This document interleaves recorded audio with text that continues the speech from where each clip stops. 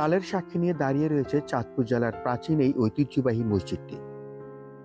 500 বছরের আগেরও সুলতানি আমলে নির্মিত এই মসজিদটির অবস্থান চাঁদপুর সদর উপজেলার রামপুর ইউনিয়নের ছোট সুন্দর গ্রামে।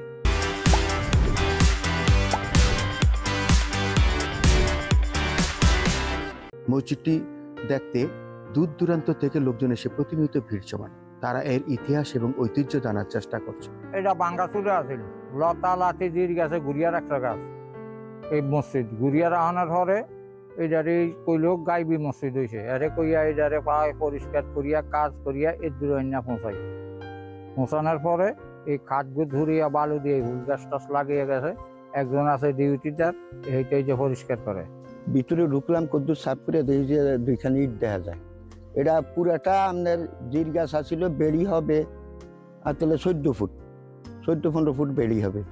এখানে কেউ আসতো না, আর খারাপ কোনো লাইনে যাইতে পারতো না। মাথার কাপড় ফালিয়া বা কোনো লোক ইয়ে দিয়ে শয়তানি করে যাইতে পারতো না। এরপরে দিয়ে আপনার ওই আমি ঢুকলাম, ঢুকার পরে আমি কদ্দুর সাফ করিয়া দেখিয়া যে শুয়ে রয়েছি। রোজার তখন 2-3 দিন আগে। প্রথম রাত্রে আমি দেখি কি করতে এটা সাফ করে। প্রথম রাত্রে আইনা মানুষ যে ক্ষতি হয়। এরপরের রাত্রে দেখার পরে তো আমি একলাই আমার গোষ্ঠীর কেউ আসে নাই। 2 রাকাত নফল নামাজ পড়িয়া আমি আস্তে আস্তে 3 মাস ধরে এটা পরিষ্কার করছি। আজ হইতে 26 বছর আগে। তখন এই পরিষ্কার করানোর পরে দিয়ে ব্যাকে দেখছে এটার অর্ধেক পর্যন্ত মাটি ছিল। এই মাটি সরাইয়া আস্তে আস্তে এই এটা চতুর্পাশের শিকড়ি হয়েছে ধরেন আপনার 60-70 মন। এটা শিকড়।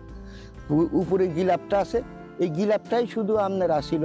এই গিলাপের সমানই ওই গাছটা ছিল। মোট 800-900 মন লাড়কি হয়েছে। এলা বুঝেন কত বড় গাছ। সম্প্রতি প্রত্নতত্ত্ব অধিদপ্তরের উদ্যোগে এই মসজিদটির সংস্কার কাজ সম্পন্ন করা হয়।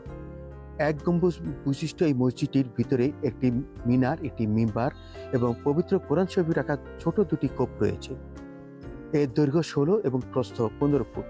আবিজাবি মানে জঙ্গল মঙ্গল আবিজাবি আসছিল পুরা এগুলার ভিতরে। তখন এমন মনে হয় কেউ মানে এমন ইয়া দেয় না।